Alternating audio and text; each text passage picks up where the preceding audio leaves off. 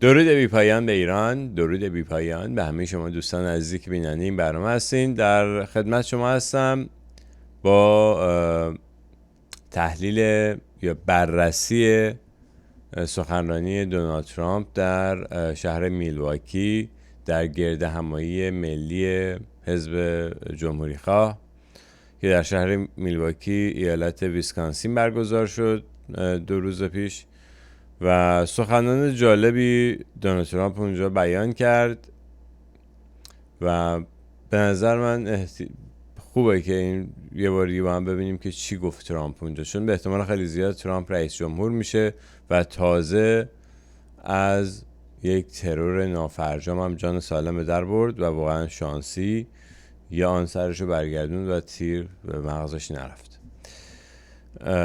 و خودش هم در ابتدای این سخنرانی اشاره کرد به این موضوع.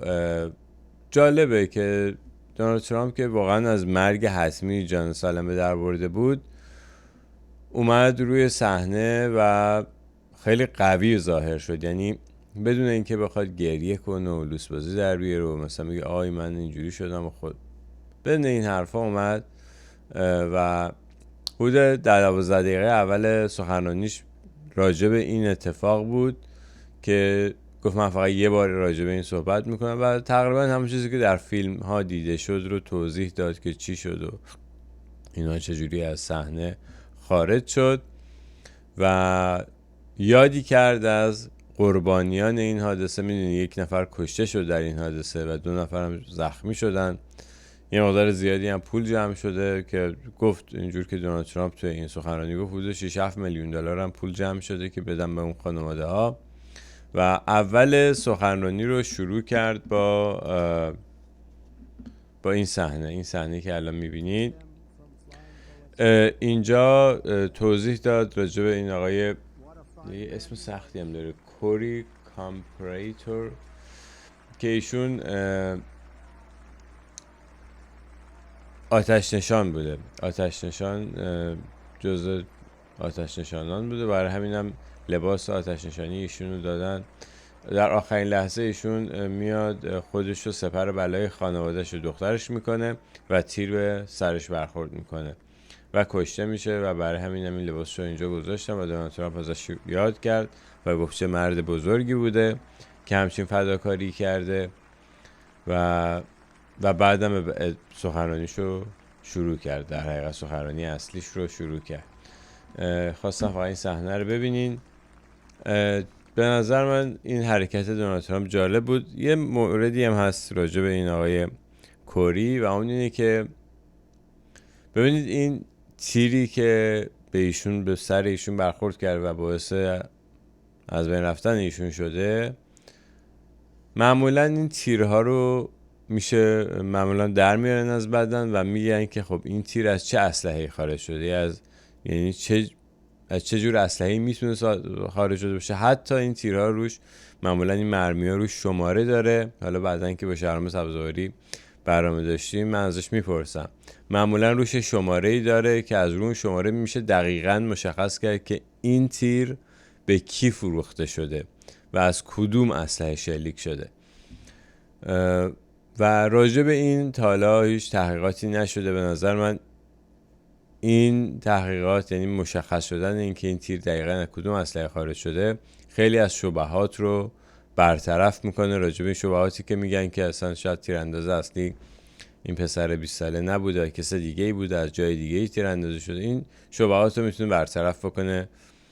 به اصطلاح تحقیقات بیشتر راجع به این تیری که از بدن این آقای کوری در اومده.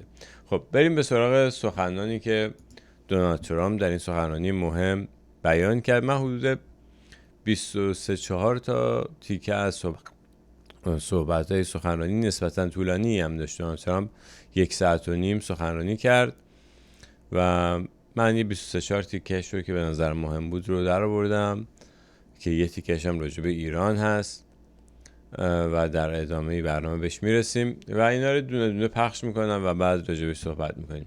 این حالا اولین قسمتش رو بشنوید. Our resolve is unbroken and our purpose is unchanged to deliver a government that serves the American people better than ever before. Nothing will stop me in this mission because our vision is righteous and our cause is pure. No matter what obstacle comes our way, we will not break, we will not bend.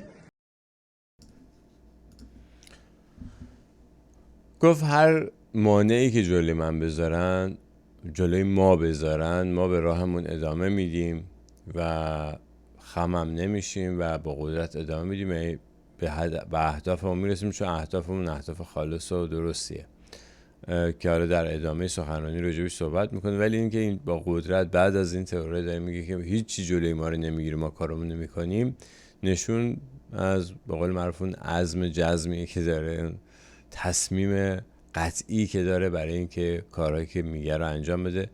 و دونالد ترامپ در دوره قبلی هم تقریبا بیشتر قولهایی که داده بود رو انجام داد، برخلاف بیشتر رئیس جمهورهای قبلی آمریکا. قولهای تبلیغاتی که میدن معمولا انجام نمیشه همش، ولی دونالد ترامپ مثلا خیلی معروفه هم. آقای اوباما قبل از ریاست جمهوریش گفتش که من بیام این زندان گوانتانامو رو میبندم، در صورتی که نکرد این کارو. تا آخر که تو آفیس تو این کاخ سفید بود، زندان گوانتانامو هم سر جاش بود، هنوزم هست. و مثلا یه مثال دارم میزنم، ولی دونالد ترامپ تقریبا بیشتر چیزایی که گفت انجام میدم رو انجام داد. بریم به سراغ صحبت بعدیش. And very good news, as you probably just read, on Monday a major ruling was handed down from a highly respected federal judge in Florida, Eileen Cannon, finding that the prosecutor and the fake documents case against me were totally unconstitutional, and the entire case was thrown out of court. اینجا دونالد ترامپ اشاره کرد به اون پرونده قضایی که براش درست کرده بودن، حالا به غیر از اون چیزای مسخره‌ای که راجع به رابطه جنسی داشتن با یه خانم دیگه‌ای بود، به غیر از اونها یه کیس خیلی مهمی که درست کرده بودن راجبش این بود که این مدارک کلاسیفاید یا سری دولت آمریکا رو به خودش آورده خونش تو فلوریدا ریختن و اونم اف بی آی ریخت و دستگیرش کردن، گرفتنشو. و خیلی ها موقع میگفتن به خاطر این کارش تموم شد دیگه، دونالد ترامپ دیگه حتی نمیتونه بیاد در انتخابات ریاست جمهوری شرکت کنه. حتی من دوستی رو میشناسم که الانم جزو طرفداران دونالد ترامپ هست، در رسانه‌هام دیده میشه. یادم به خود من گفتش که دیگه دونالد ترامپ شانسی نداره برای اینکه بخواد شرکت کنه در انتخابات، و خودش هم خیلی به قول معروف تقبیح کرد این کار دونالد ترامپ که این کار غلطی بود و خلاف کرد و اشتباه کرد. مطمئن نیستم تو رسانه هم گفت یا نه، ولی خودم یادم به من گفت و الان حالا به هر حال نظرشون عوض شده و طرفدار دونالد ترامپ شدن. اما این کیس شکست خورد، یعنی قاضی دادگاه رأی داد که وارد نیست این اتهام و دونالد ترامپ بخشیده شد. و دونالد ترامپ اینجا اشاره کرد به این موضوع مهمی بود و به هر حال این رو هم رد کرد دونالد ترامپ. یعنی به قول یکی از دوستان که باهاش صحبت میکردم، دونالد ترامپ ترورهای زیادی رو گذرونده. حالا این ترور فیزیکی بود، ولی ترور اقتصادی شد، ترور اخلاقی و شخصیتی شد، ترور سیاسی شد به وسیله این رسانه ها، ولی از همه اینا جون سالم به در برد. بریم سراغ صحبت بعدیش. I'm here tonight to lay out a vision for the whole nation, to every citizen, whether you're a young or old man or woman, Democrat, Republican or independent, black or white, Asian or Hispanic. I extend to you a hand of loyalty and of friendship.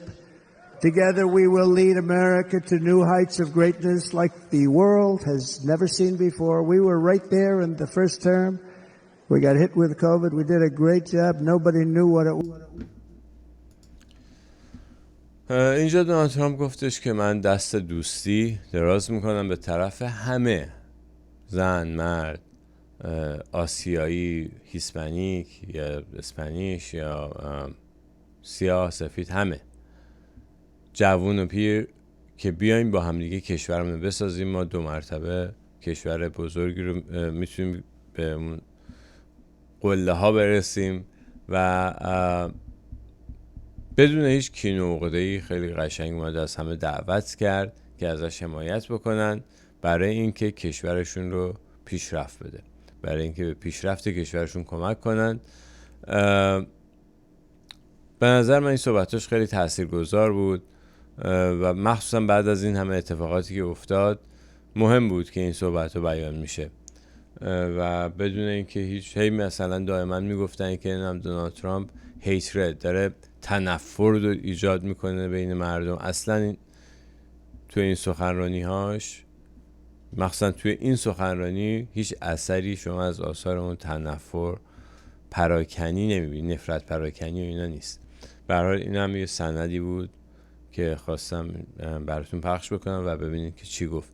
به هر حال این صحبت‌ها، این برنامه‌ها میمونه در تاریخ و بعداً مردم آیندگان، بچه‌هایی که الان 14-15 سالشونه، بعداً میان این ویدیوها رو میبینن و خودشون قضاوت خواهند کرد که چه اتفاقی افتاد.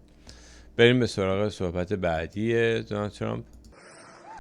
But to achieve this future, we must first rescue our nation from failed and even incompetent leadership.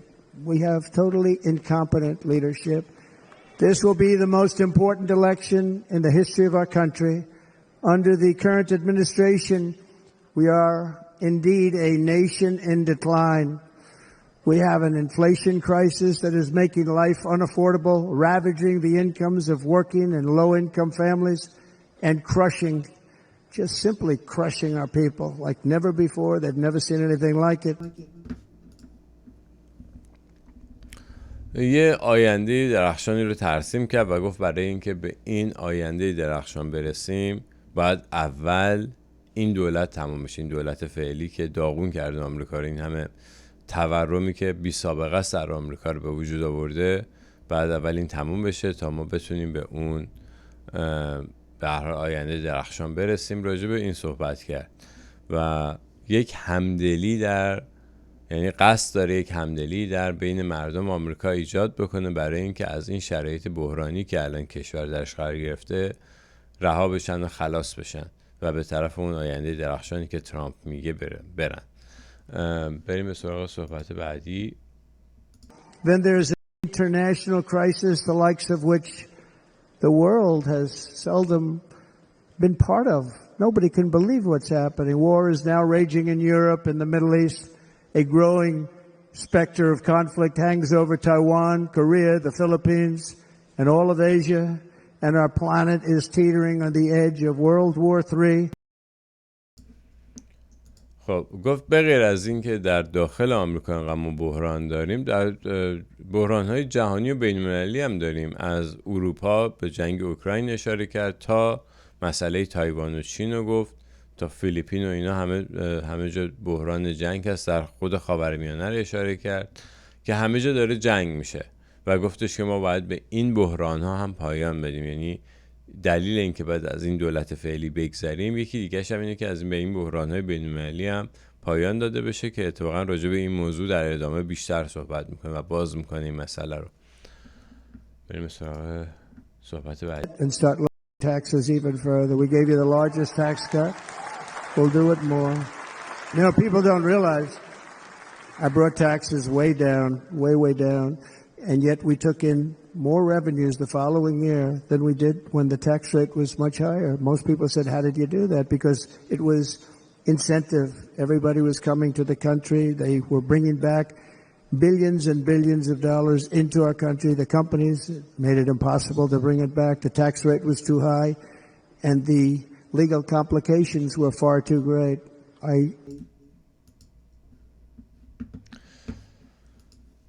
و در آخر اون صحبت قبلیش گفتش که جهان داره میره به طرف جنگ جهانی سوم و بخاطر در ادامه اون بحران، ترسیم بحران بین‌المللی، گفتش که جهان داره میره به طرف جنگ جهانی سوم که از قلم افتاد. و بعد تو این صحبتی که الان پخش شد گفتش که من مالیات‌ها رو در اون دوره قبلی کم کردم، از همه دولت‌های قبلی بیشتر مالیات‌ها رو یعنی بریدم، کم کردم مالیات‌های مردم رو. و با این که مالیات‌ها رو کم کردم ولی درآمد دولت رو بردم بالا از طریق کمپانی‌ها و شرکت‌های بزرگ.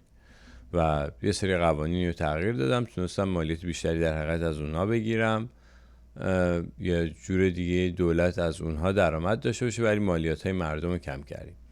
که خب این خبر خوبیه برای به اصطلاح اون قشر زحمتکش و کاری مردم آمریکا، قشر متوسط بهش میگن که اکثریت جامعه هستن. خبر خوبی براشون که مالیات ها رو قراره کمتر بشه.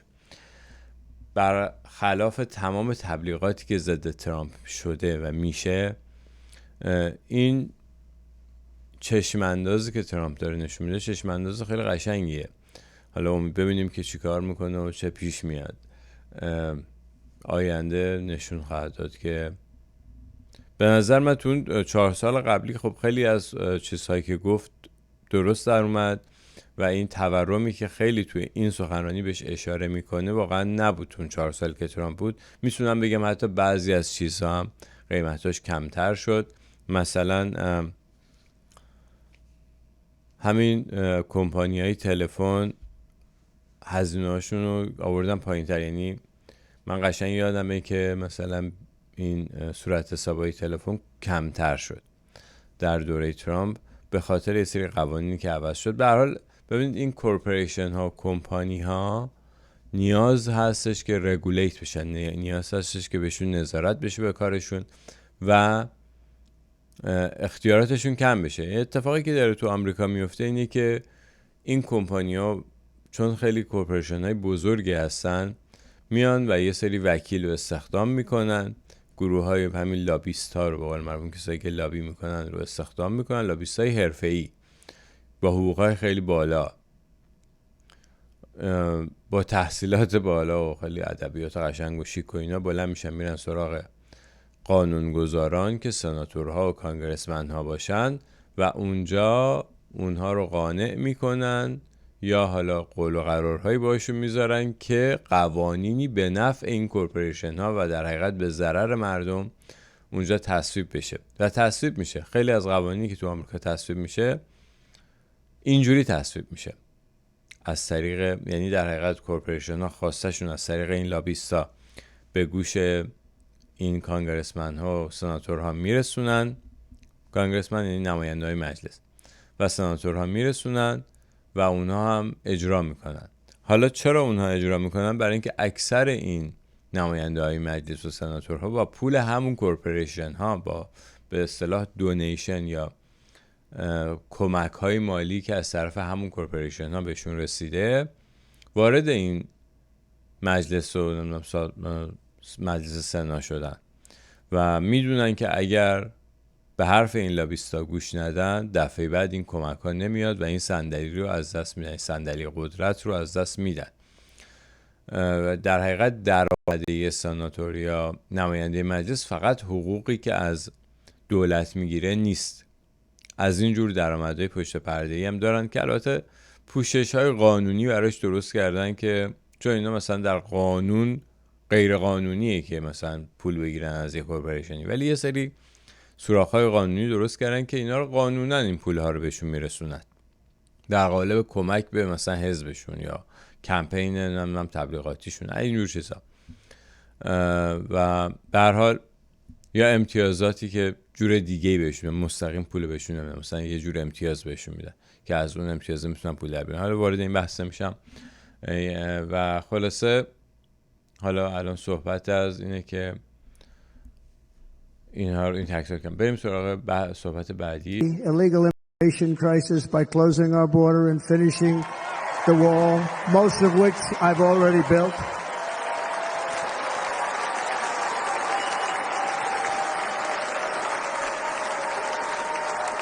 On the wall, we were dealing with a very difficult Congress, and I said, oh, that's okay, we won't go to Congress. I call it an invasion.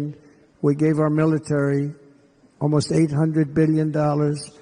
I said, I'm going to take a little of that money because this is an invasion, and we built, most of the wall is already built, and we built it through using the funds because what's better than that? We have to stop the invasion. این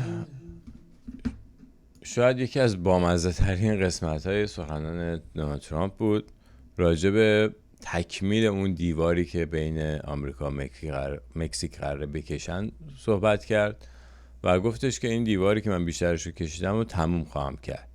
و قبلا رفتیم به کنگره یا مجلس و اونا خیلی سخت گرفتن، گفتن نه نمیشه مثلا ما بودجه این دیوار رو بدیم.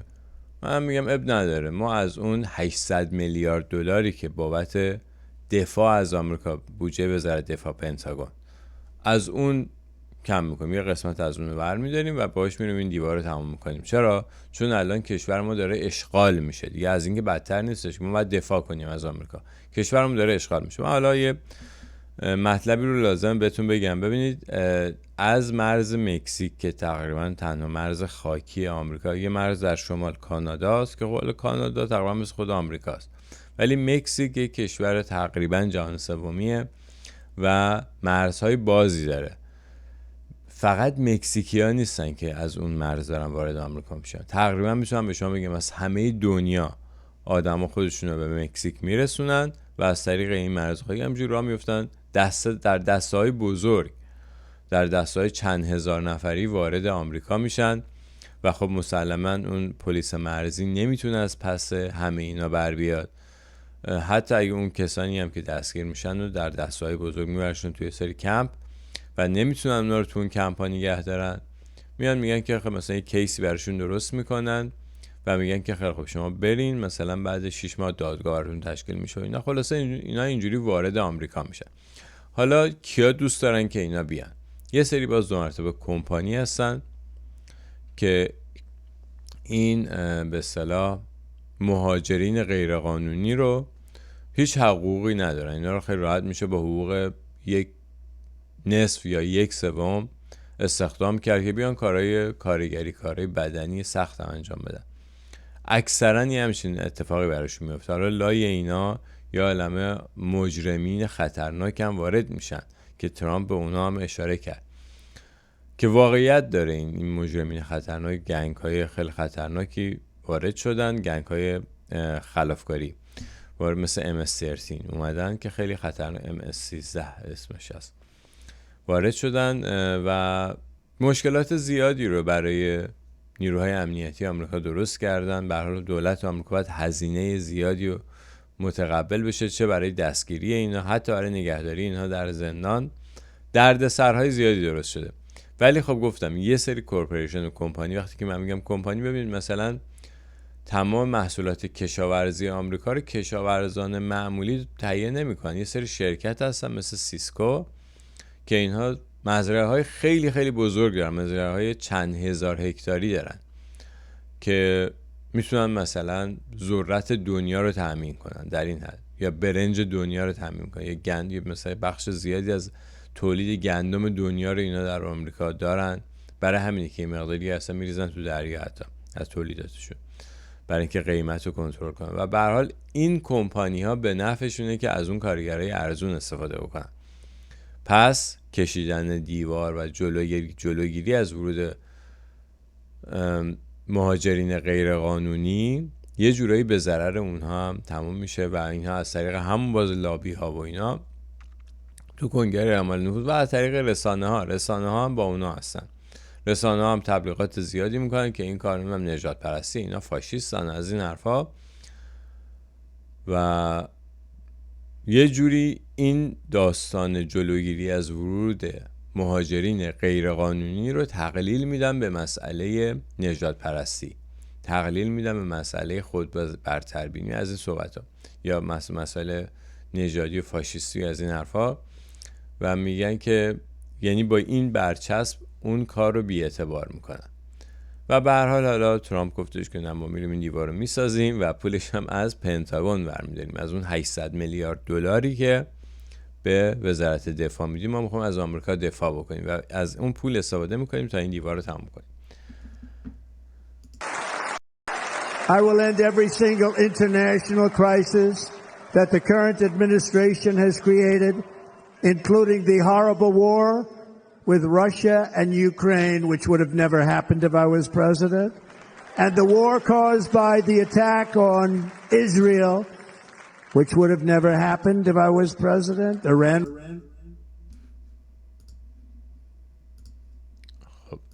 اینو ادامهشو بعداً انجام بقیه‌شو بعداً گوش میدیم. راجبه این که گفتش که من تمام این بحران‌های بین المللی رو تموم میکنم، مثل بحران جنگ روسیه با اوکراین. اگه من بودم هیچ وقت اتفاق نمیافتاد و اینا رو من همه رو تموم میکنم.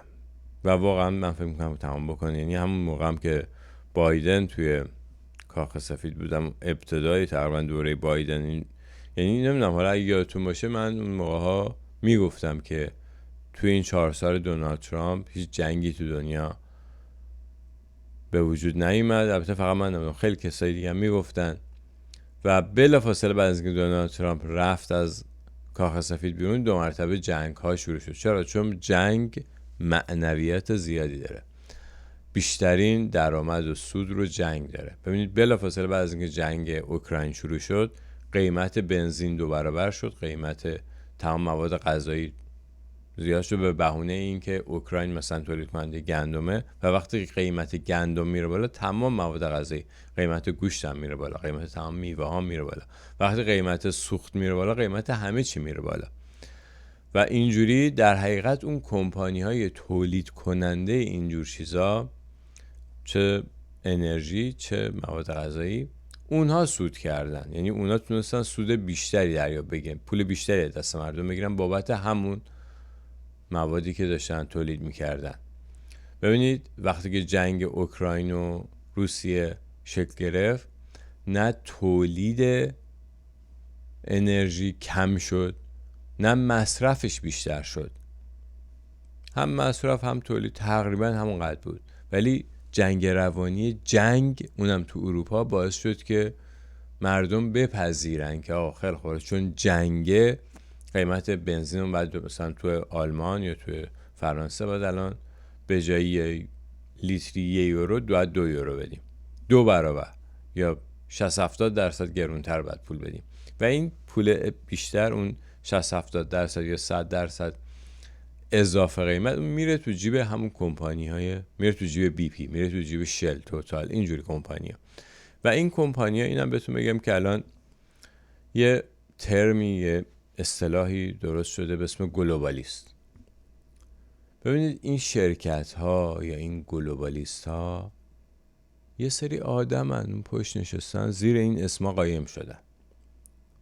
چند تا خانوادن صاحب اینا هستن. یعنی این بریتیش پترولیوم یا بی پی یا شل یا توتال، اینا صاحب دارن.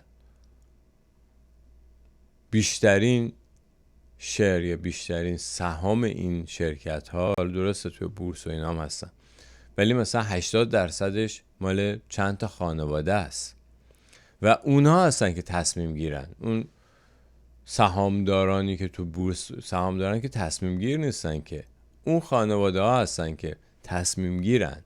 اونا هستن که تصمیم میگیرن که الان ما اینجا مثلا بریم این پالایشگاه بزنیم یا نزنیم، یا قیمتمون رو ببریم بالا یا بیاریم پایین. و اینها انقدر پول دارن و قدرت دارن، از طریق همون لابیستا و اینا توی دولت ها نفوذ دارن. تو همه جای دنیا اینجوری، کل اروپا، آمریکا، کانادا، استرالیا، همه جا اینجوریه. یعنی این به اصطلاح دموکراسی غرب، این ضعف بزرگشه که به این راحتی اینا میتونن وارد جریان تصمیم گیری دولت ها بشن. بعدم میگن آقا اینا انتخاب مردم بوده دیگه، ما خودتون انتخاب کردین. مثلا این جمهوری اسلامی که میاد میگه که این نمایندگان مجلس انتخاب مردمن، نمیدونم رئیس جمهور رو مردم انتخاب کردن. حالا اونجا خیلی ناشیانه اومدن شورای نگهبان درست کردن. اینجا یه جور دیگه ای اون اعمال میشه. یعنی اینکه کمپانی‌ها یه جور دیگه این آدما رو انتخاب میکنن و توی این مراکز قدرت و تصمیم گیری قرار میدن. و از اونجا هم دیگه خود دولت ها وقتی رئیس جمهور رو میتونن زیر نظر داشته باشن، وقتی دیگه تمام وزارتخونه هاش هم دارن، دستشون دارن و از طریق همون رئیس جمهور. و مثلا حتی سرویس های امنیتی رو هم به خدمت میگیرن. مثلا شما فرض کنید که شنیدین حتما که زمانی که 1979 یا 1357 در ایران انقلاب میشه به اصطلاح، و الان دیگه مدارک و اینا در اومده که آقا این انقلاب توسط سرویس های امنیتی به خصوص CIA در رأسش کمک کرد که این ادامه بده. و توجیهش هم اینه که آقا شاه مثلا ما قیمت نفت رو گرون کرد، اینجا مثلا مردم آمریکا تحت فشار بودن، ما می‌خواستیم شاه بزنیم. که شاه بزنیم که کیو بیاریم اینجاش؟ خمینی رو بیاریم اینجاش، یعنی یه آخوند عقب مونده رو بیاریم که ایران رو مزمحل بکنه، از بین ببره. چرا؟ چون نمیشه بریم یقه این کمپانی نفتی رو بگیریم بگیم آقا کمتر سود کن. نفت رو به صورت بشکه‌ای میخرن. اون موقع مثلا بشکه $11 داشتن نفت رو میخریدن، اینجا قیمت مثلا بنزین رو بردن بالا به خاطر اینکه نفت مثلا از بشکه $3 شد $11. ولی نمیگن که از این یه بشکه نفت که به صورت گالونی و لیتری دارن محصولاتش رو میفروشن به مردم، چقدر بنزین تهیه میشه، چقدر گازوئیل تهیه میشه. یعنی یه بشکه نفت خیلی سود بیشتری داره برای از اون قیمتی که همین الان مثلا $60 بشکه نفت هست و قیمت مثلا گازوئیل اینجا تو آمریکا گالونی حدود $4. قیمت بنزین هم همین حدود $3 خورده $4. جایی مختلف تو کالیفرنیا که گرونتره تا $5-6 هست، توی این قسمت مثلا ویرجینیا اینا ارزون تره. خب هر یه بشکه نفت حدود 20 گالون بنزین میده، 10 گالون هم گازوئیل میده، به علاوه محصولات پتروشیمی که اونها رو بعضیشو کیلویی میفروشن، گرمی حتی بعضیشو میفروشن. یعنی وقتی ما میگیم نفت فقط این بنزین و گازوئیل نیستش که ازش تهیه میشه. شما وقتی سوار ماشین میشی بیشتر اون از اون جلوی داشبورد بگه تمام چیزایی که دست میاد، تمام اون کاوشوها، تمام اون لاستیک‌ها، همه اینا رو با نفت دارن درست میکنن.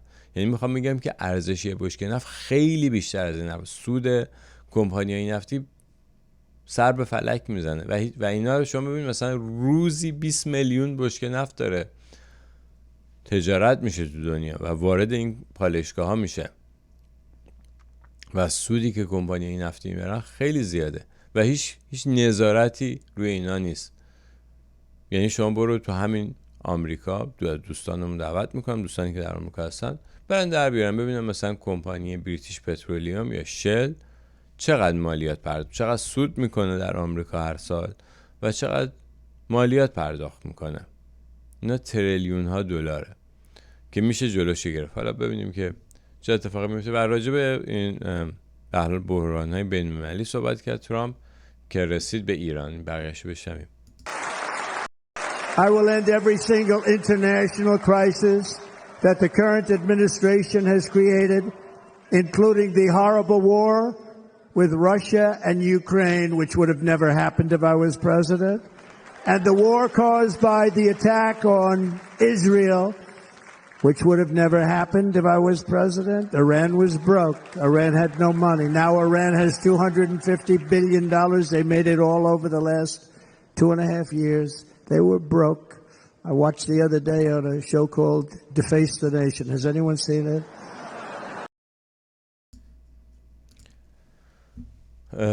این مطلب خیلی جالب بود. بعد از اینکه قسمت روسیه رد شد گفتش که این جنگی که بین با اسرائیل شروع شد که از حمله به اسرائیل شروع شد خیلی مستقیم اونو نتیجه قدرت ایران بود. گفتش که ببین ایران ورشکست شده بود وقتی من داشتم از کاخ سفید میرفتم بیرون، ولی الان تو این 2.5 سال گذشته 250 میلیارد دلار پول درآورده.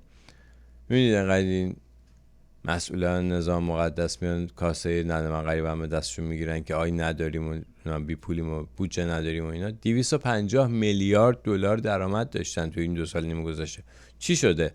چرا دلار اینقدر قیمتش رفت بالا، رسید به 50,000 تومان، 70 تا نزدیک 70-80,000 تومان هم رفت بالا حتی. خب چی شد؟ این 250 میلیارد دلار کجا رفت؟ اینا رو خود مسئولین جمهوری اسلامی نمیگن، یه دفعه تو حرفای دونالد ترامپ در میاد و گفتش که اگه من بودم هیچ وقت به اینجا نمیرسید. حالا در ادامه توضیح میده که چرا هیچ وقت به اینجا نمیرسید و جمهوری اسلامی مجبور میشد که پای میز مذاکره یه مذاکره درست حسابی با دولت آمریکا بشینه تا اینکه دیگه دست از این خشونت پراکنی و این کارا برداره. بریم بقیه صحبتاشو گوش بدیم. They were broke. I watched the other day on a show called Deface the Nation. Has anyone seen it? And they had a congressman who was a Democrat say, well, whether you like him or not, Iran was broke dealing with Trump. I told China and other countries, if you buy from Iran, we will not let you do any business in this country, and we will put tariffs on every product you do send in of 100% or more. And they said to me, well, I think that's about it. They weren't going to buy any oil.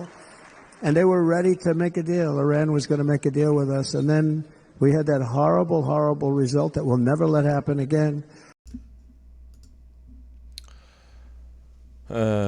اشاره کرد به این که اگه من توی کاخ سفید بودم اصلا داشت میرفت اون طرفی که اینا ورشکست شده بودن و حتی من به چین گفته بودم که اگر از ایران چیزی بخرین ما دیگه نمیذاریم هیچ کدوم از محصولاتتون بیارین تو آمریکا بفروشین و روش یه تعرفه گمرکی 100% میبندیم که اصلا نتونین چیزی تو آمریکا بفروشین شما و اونا هم قبول کرده بودن که دیگه از ایران چیزی نخرن. اما بعد این ماجرای انتخابات آمریکا پیش اومد که حالا به زعم ترامپ تقلب شده به نوعی و از این ویروس چینی، اشاره میکنیم به ویروس چینی، استفاده کردن به وسیله کووید. گفتن آقا کوویده، نمیدونم ویروس اومده دیگه، مردم نباید برن رای بدن، مردم اینترنتی رای میدن یا رایشون رو پست کنن و از این حرفا و اینجوری تقلب کردن توی انتخابات و نتیجه رو عوض کردن و باعث شد که بلافاصله هم اون دستی که رو گلوی جمهوری اسلامی گذاشته بودن ورداشته شد و 2 مرتبه جمهوری اسلامی تونست که معامله بکنه با بقیه دنیا و پولدار بشه و بعدم نتیجهش هم داستان اسرائیل پیش اومد.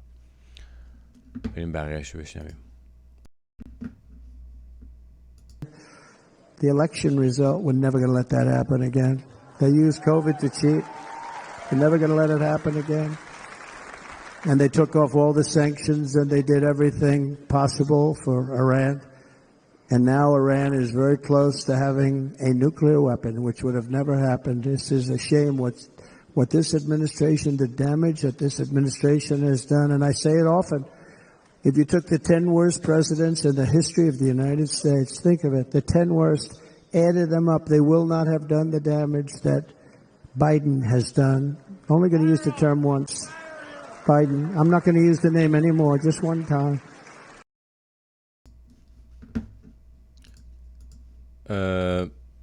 خب اینجا باز گفتش که جمهوری اسلامی یا حالا میگه ایران. این هم دیگه حالا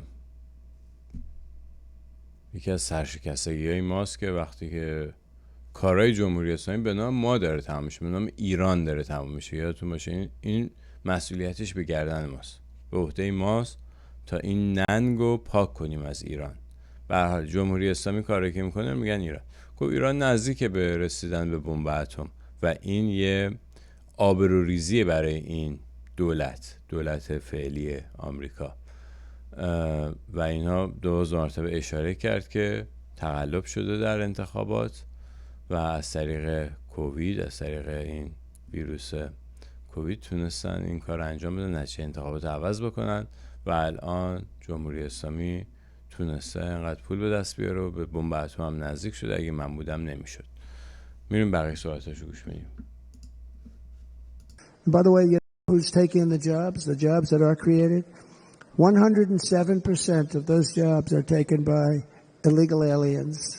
And you know who's being hurt the most by millions of people pouring into our country? The black population and the Hispanic population, because they're taking the jobs from our black population, our Hispanic population, and they're also taking them from unions. The unions are suffering because of it. Thank you. صحبت کرد راجع به این که ما یه عالمه جاب، یه عالمه کار تولید کردیم اینجا، ولی به خاطر این سیل مهاجرین غیر قانونی به آمریکا تمام این کارهایی که تولید شده بود رفت به طرف اونا و این کارهایی بود که جامعه سیاه‌پوستان آمریکا، جامعه هیسپانیکای آمریکایی میتونستن داشته باشن و افتاد دست این به اصطلاح مهاجرین غیر قانونی. باز به این اشاره کرد که چه صدمه‌ای داره میزنه این تصمیمات غیر منطقی و غیر مسئولانه دولت بایدن به اقشار مختلف جامعه آمریکا. بریم بقیه صحبت ترامپ گوش بدیم. And remember, we have more liquid gold under our feet than any other country by far. We are a nation that has the opportunity to make an absolute fortune with its energy. We have it and China doesn't. Under the Trump administration just 3.5 years ago, we were energy independent. But soon we will actually be better than that. We will be energy dominant and supply not only ourselves, but we will supply the rest of the world. اشاره کرد به اینکه ما بیشتر از همه جای دنیا این طلای مایع رو زیر پامون داریم. احتمالاً منظورش نفت بود و ما زمانی تو دولت ترامپ دیگه مستقل شده بودیم، نیاز نداشتیم که نفت خام وارد بکنیم و این خبر خوبیه برای خاورمیانه، برای کشورهای خاورمیانه. وقتی که آمریکا نخواد نفت از خاورمیانه وارد بکنه، یعنی که دخالت کمپانی‌های نفتی در خاورمیانه کمتر میشه و این چیز خوبیه برای خاورمیانه به نظر من. و گفتش که یه چیز جالبی که گفتش که ما 2 مرتبه مستقل میشیم. نه تنها مستقل میشیم بلکه خودمون میشیم جزء سپلایر، جزء به اصطلاح عرضه کنندگان انرژی میشیم، عرضه کننده اصلی انرژی در جهان. و حالا ببینیم شاید یه فرمول های جدیدی دارن پیدا میکنن، یه تکنیک ها و تکنولوژی جدیدی در راهه که میتونه مسئله انرژی رو حل بکنه به شکل قابل قبولی. ببینید این مسئله انرژی خیلی مسئله مهمیه در دنیا. یعنی که بیشتر جنگ هایی که الان به وسیله کمپانی‌های نفتی زیرپوستی داره از طریق دولت ها اعمال میشه توی این جای مختلف دنیا، به خصوص کشورهای نفتخیز که در خاورمیانه هستن، به خاطر اینکه بتونن این طلای سیاهو با کمترین قیمت ببرن. یعنی اگه بخوایم خوب فکر بکنیم، بعد از این همه سال، بعد از نزدیک 250 سال که از کشف این نفت گذشته، هنوز کشورهای خاورمیانه دارن نفت خام صادر میکنن، در صورتی که و نفت خام کجا میره؟ میره تو پالایشگاه‌های کمپانی‌های نفتی، کمپانی‌های نفتی که متعلق به چند تا خانواده هستن، اسم کمپانی روشونه، زیر اون کمپانی قایم شدن، چند تا خانواده صاحب این کمپانی‌ها هستن. خانواده ها حالا به غیر از خانواده‌های بانکداران، خانواده سلطنتی مثلا اروپا، همین انگلستان و تمام این کشورهای اسکاندیناوی و اینا هم هستن، هلند و این ور، اینا هم جزء همون ثروتمند خانواده‌های ثروتمند جهان هستن که صاحب این کمپانی‌های نفتی هستن، صاحب اون بانک ها هستن، صاحب داره اینا، این کورپوریشن ها، این بانک ها صاحب داره. به هر حال اینها میان این جنگ ها رو در خاورمیانه این ور درست میکنن که این طلای سیاهو با کمترین قیمت ببرن. یعنی کشورهای خاورمیانه پالایشگاه ندارن، خودشون بمب اتم میسازن، مثلا جمهوری اسلامی الان دنبال مثلا بمب اتم، موشک بالستیک میسازه، ولی بنزین مورد نیازشون نمیتونه تولید بکنه. یعنی به جای اینکه بنزین صادر کنه، گازوئیل صادر بکنه، محصولات نفت رو صادر بکنه، نفت خام صادر میکنه. چرا؟ چون اون سودی که پالایش یا ریفاین کردن این نفت داره، سود خیلی خیلی زیادیه و میرسه به اون کمپانی نفتی که صاحب دارن. بریم به سراغ صحبت‌های بعدی ترامپ. With numbers that nobody has ever seen, and we will reduce our debt, $36 trillion. We will start reducing that, and we will also reduce your taxes still further. Next, and by the way, they want to raise your taxes 4 times, think of it. And all my life I grew up watching politicians. I always loved politics, I guess. I was on the other side. I'd watch and they were always talking about, we will give you a tax cut. We will give you a tax cut. My whole life I was watching, I will give you a tax cut, right, Mr. Congressman? That's all they talked about. This is the only administration that said, we're going to raise your taxes by 4 times what you're paying now, and people are supposed to vote for them? I've never heard it.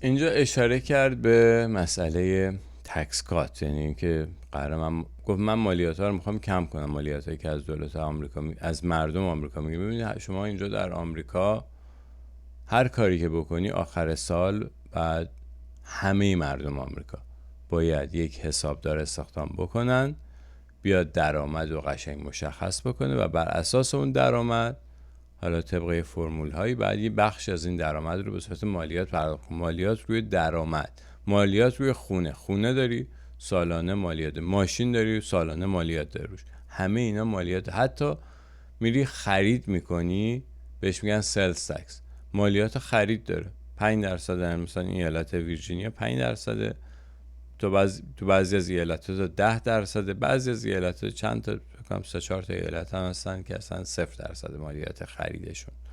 منظورم اینه که از چیزهای مختلف مالیات میگیرن، مالیات از جیب مردم در میارن. و وقتی که میگه تکس کات یعنی اینکه یه بخشی از این مالیات ها قراره کم بشه. اما میگه که این دولتی که الان سر کاره داره علنا میگه که در آینده قراره 4 برابر بکنیم مالیات. میگه در تمام زندگیم که دومین حرفای سیاستمداران رو گوش میگردم همیشه صحبت این بود که ما مالیات رو کم میکنیم، یعنی یکی از وعده های سیاستمداران این بود که ما مالیات کم میکنیم. ولی این دولت و این سیاستمداران فعلی قشنگ رسما دارن میگن ما مالیات رو زیاد میکنیم، 4 سال بعد تا 4 برابر بیشتر میکنیم، که بازم دو مرتبه یه انگیزه دیگه ایه که بیاین به دونالد ترامپ رای بدین. بریم صحبت بعدی. And next we will end the ridiculous and actually incredible waste of taxpayer dollars that is fueling the inflation crisis. They've spent trillions of dollars on things having to do with the Green New Scam. It's a scam. And that's caused tremendous inflationary pressures in addition to the cost of energy. And all of the trillions of dollars that are sitting there not yet spent, we will redirect that money for important projects like roads, bridges, dams, and we will not allow it to be spent on meaningless green new scam ideas. اینجا راجع به یک کلاهبرداری که حالا اینجوری که ترامپ میگه که یه کلاهبرداری هست به اسم انرژی سبز. به اسم انرژی سبز دارن تریلیون ها دلار از همین مالیات، از همین درآمد آمریکا رو برمی‌دارن، میگن که ما می‌خوایم صرف انرژی سبز کنیم و اصلا به هیچ درد مردم آمریکا نخورده تا حالا کاری که میکنن، مشخصی دارن چیکار میکنن و میگه که ما این پولو جلوشو میگیریم و برمیگردونیم به ساخت جاده ها و پل ها و سد ها و اینجور چیزا که احتیاج داره در آمریکا دو مرتبه بازسازی بشه اینها. و این هم باز دو مرتبه یکی دیگه از وعده های انتخاباتی دونالد ترامپ بود که مهم بود به نظر من.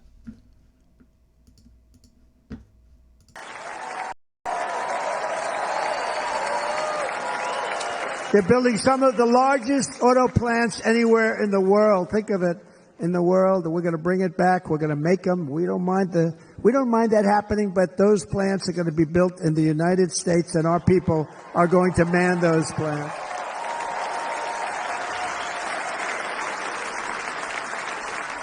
And if they don't agree with us, we'll put a tariff of approximately 100 to 200% on each car, and they will be unsellable in the United States. یه مطلب جالبیه که میگه که ببین اینا دارن بزرگترین کارخونه‌های خودروسازی رو در مرزهای آمریکا درست میکنن، هم تو کانادا هم تو مکزیک و اکثرا هم به وسیله چینی‌ها داره انجام میشه و اون ماشینا رو میخوان بیارن تو آمریکا بفروشن. میگه که ما جلوی این کار رو میگیریم، این کارخونه ها رو باید بیارن داخل آمریکا و کارگر آمریکایی باید توی این کارخونه ها کار کنه. اگر نکنن ما یه تعرفه گمرکی میذاریم روی اینا، 200% 300% تعرفه گمرکی میذاریم روی این ماشین ها که نتونن اینا رو توی آمریکا بفروشن و این به نفع مردم آمریکاست این کار. و این هم باز دو مرتبه به نظر من جزء وعده های انتخاباتی دونالد ترامپ. اینا کارهایی که ترامپ انجام خواهد داد به نظر من بر اساس اون 4 سال قبلی که تو کاخ سفید بود از اینجور کارها انجام داد و جلوی این کارها رو به نظر من خواهد گرفت و اینا به نفع آمریکاست. حالا هر چقدر هم که ضدش تبلیغ بکنن، بگن این نجات پرست، اونا برکسیت ضد زنه، اینه اونه، تبلیغاتی که رسانه‌ها دارن میکردن راجبش، حالا به نظرم یه ذره فتیله این رسانه‌ها اومد پایین بعد از این تروره. حالا ببینیم در آینده چی میشه.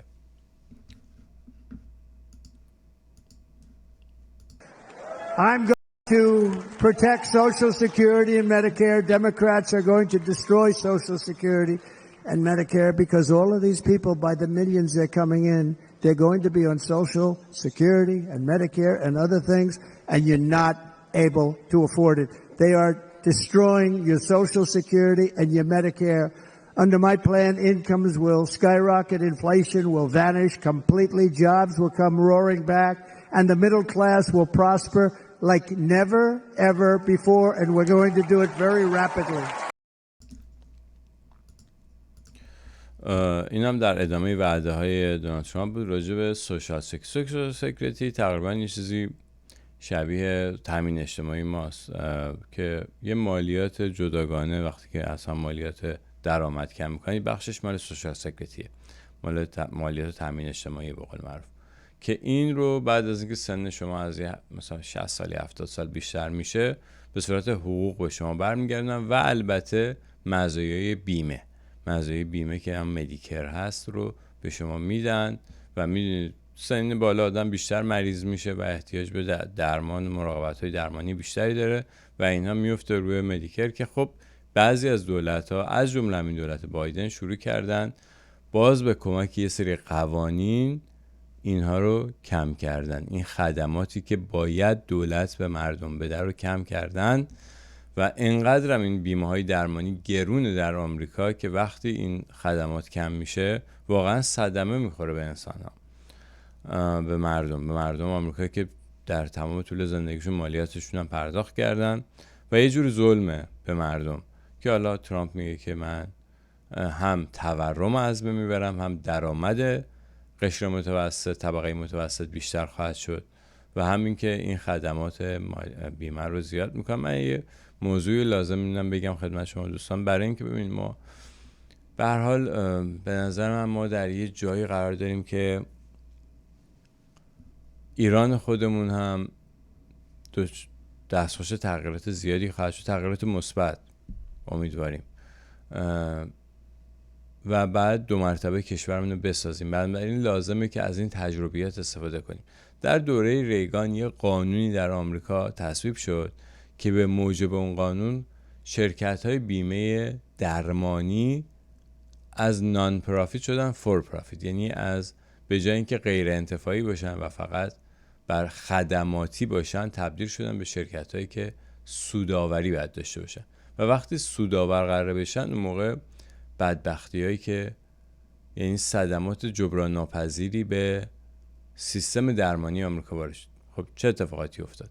یکی این که قدرت کمپانی‌های داروسازی و اینا زیاد شد. حالا و قبل از اون وقتی که بیمه ها قرار سودآور باشن، در نتیجه دیگه بیمه کردن یه آدمی که این مریض میشه ضرر میده دیگه، یه جوری میخوان از زیر اون درن، یا هزینه بیمه‌ش رو ببرن بالا یا اینکه یه جوری عذرشو بخوان و بیمه‌اش نکنن دیگه.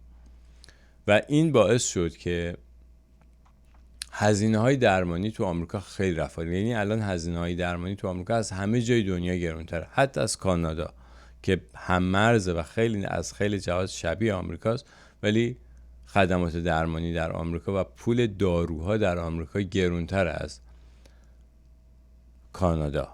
خب این چه نتیجه میده؟ باعث میشه که شما نتونی خودت بگی که من بیمه نمیخوام. باید بیمه داشته باشی، چون خودت نمیتونی از پس هزینه‌های درمانی خودت بر بیای مگر اینکه میلیونر باشی، وگرنه نمیتونی از پس هزینه درمانی بر بیای. باید بیمه داشتی و بیمه ها هم گرون. یعنی مثلا یه خانواده 3-4 نفره حدود 800-900 هزار دلار به بالا باید پول بده برای اینکه بیمه داشته باشه تا بتونه اگر یه وقت به مشکلی مسئله پیش اومد بتونه هزینه درمانیشو بده. شما برید بیمارستان، مثلا من یادم دستم که شکسته بود رفتم بیمارستان و اون دکتری که میخواست عمل کنه به من گفتش که هزینه، یعنی صبح میری بیمارستان بعد از ظهر میری خونه، انقدر وقت تو بیمارستان، فقط هزینه اتاق عمل و مراقبت‌های قبل و بعد عمل میشه $25,000. در صورتی که گفتش که ببین پولی که به من قراره مثلا بگیرم، خود اون دکتر جراحی که قرار بود این جراحی رو انجام بده گفت مثلا $3,000-4,000 به من میرسه، بقیهش مال بیمارستان میشه.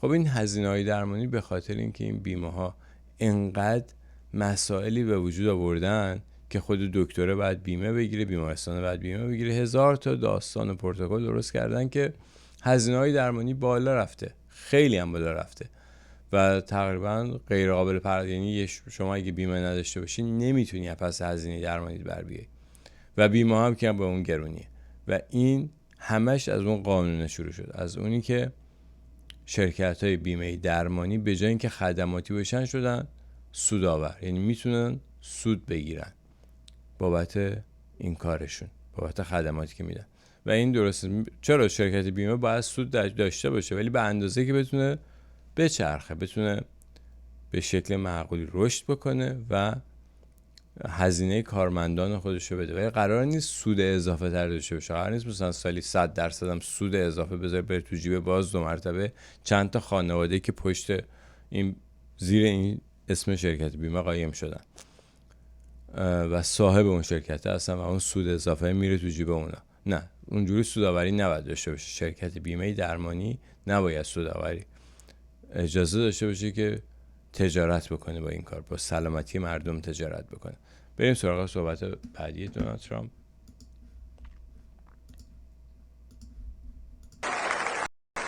That means two things on day one, right? Drill, baby, drill, and close our borders.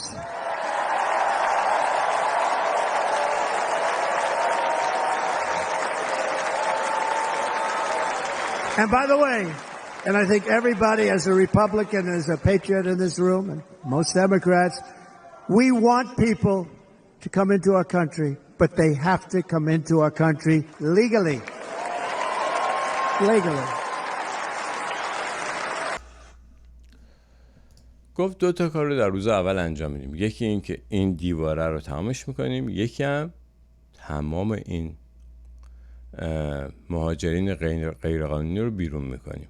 گفتیم ما دوست داریم که مهاجر بیاد توی کشورمون ولی قانونی بیاد. وقتی قانونی میاد از همون روز اول حق حقوقش هم سر جاشه دیگه. اون کمپانی‌ها نمیتونن برن با نصف قیمت استخدامشون میکنن و قانونی هم بعد دیگه مثلا مجرمین نمیتونن قاطی اینا وارد آمریکا بشن. مشخصه قانونی، مشخصه کی داره میاد، گذشتهش چیه، چی کار بلده، به چه دردی میخوره، اینجوری بیان. خیلی خوب بیان. مثلا این کشور مهاجر پذیره آمریکا و گفتش که ما هیچ مشکل نداریم قانونی بیان. پس بنابراین این برچسبایی که بهش میزدن که این نجات پرست، ضد مکزیکی‌ها، ضد اینا، ضد اوناست، اینا واقعا شلوغ، همین صحرای کربلاست برای اینکه بتونن اون کار خلاف خودشون انجام بدن. این کمپانی ها که پشت این قضیه نشستن، صاحب این رسانه ها هم هستن و این سر و صدا رو ایجاد میکنن که جلوی اون کار اصلی رو بگیرن.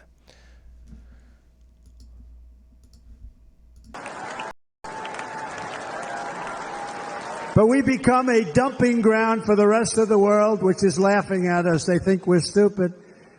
And they can't believe that they're getting away with what they're getting away with, but they're not going to be getting away with it for long. That's what I can tell you.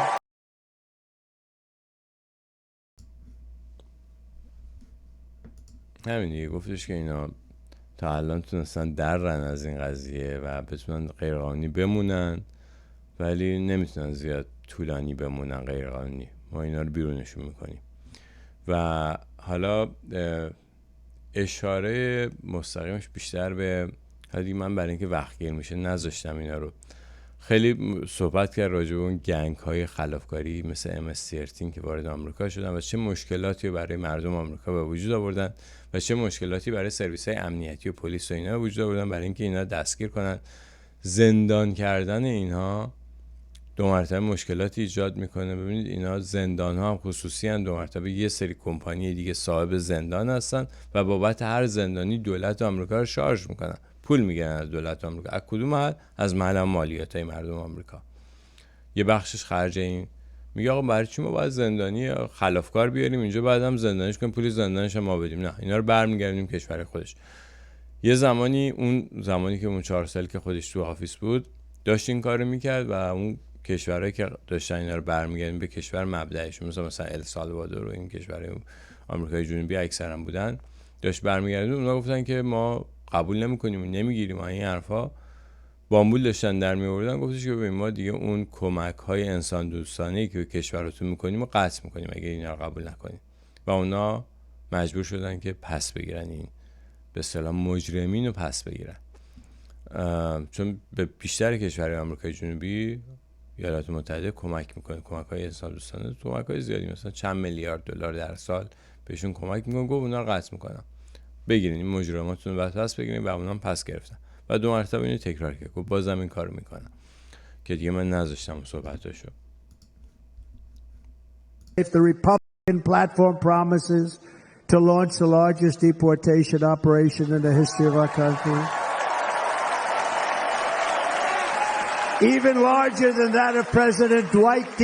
Eisenhower from many years ago. You know, he was باز به همین گفتش که بزرگترین دیپورتیشن، یعنی همین برگردوندن مهاجرین غیرقانونی رو ما خواهیم داشت.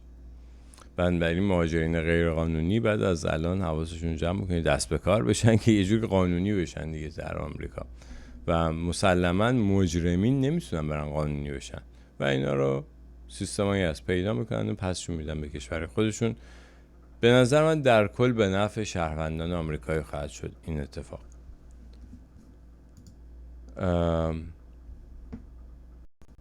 If the Republican platform promises to launch the largest deportation operation in the history of our country. Under President Bush, Russia invaded Georgia. Under President Obama, Russia took Crimea. Under the current administration, Russia is after all of Ukraine. Under President Trump, Russia took nothing.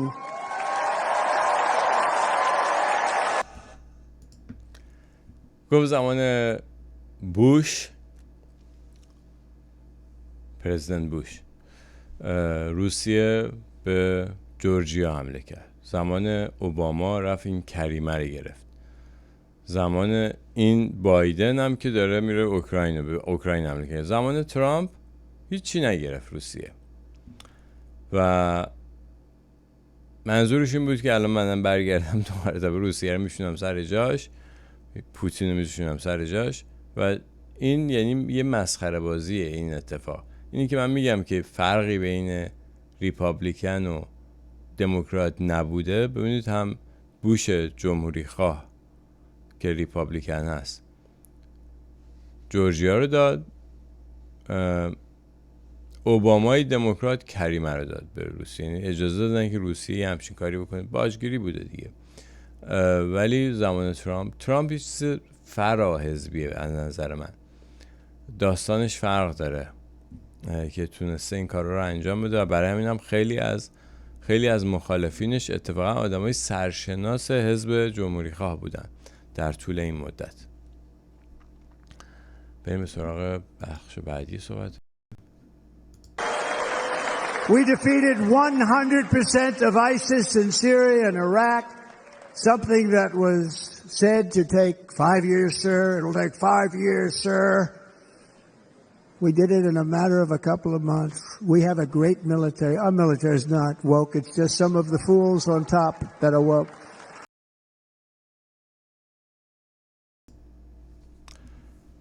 راجع به آیسیس یا داعش صحبت کرد. گفتش که من وقتی تو آفیس بودم گفتن داعش 5 سال طول میکشه این داعش رو ببریم. ما تو چند ماه تونستیم ترتیب داعش رو بدیم، کلا از بین بردیم داعش رو و ما بهترین ارتش رو داریم به غیر از چند تا احمقی که اون بالا هستن. قشنگ رسما گفت چند تا فول، چند تا احمقی که در رأس این ارتش قرار گرفتن. بقیه ارتش خوبیه و قوی قدرتمنده. ما ظرف چند ماه تونستیم داعش رو از بین ببریم و این مسخره بازی که در حضور دولت آمریکا جمهوری اسلامی میاد این همه جنگ داخلی تو عراق را میندازه و اینقدر نفوذ میکنه به قول خودش و این کارا رو میکنه، یا داعش درست میشه توی شمال عراق و بعد میره به کمک بشار اسد و اینا و زیر چش دولت و ارتش آمریکا، اینا به خاطر اون احمقایی که اون رأس ارتش آمریکا قرار گرفتن و اگه اونا رو بردارن بذارن کنار یا قدرت اونا رو کم بکنن، ارتش آمریکا میتونه کارشو به نحو احسن انجام بده و واقعا صلح رو برقرار کنه اونجا. به هر حال یه اشاره جالبی بود به اینکه همون اون رأس ارتش بهش میگفتن 5 سال طول میکشه از بین بردن 5 سال طول میکشه از بین بردن داعش، در صورتی که در چند ماه این اتفاق افتاد و داعش تموم شد توی عراق و سوریه تقریبا، که حالا بعد از اینکه ترامپ رفت 2 مرتبه البته شروع شد.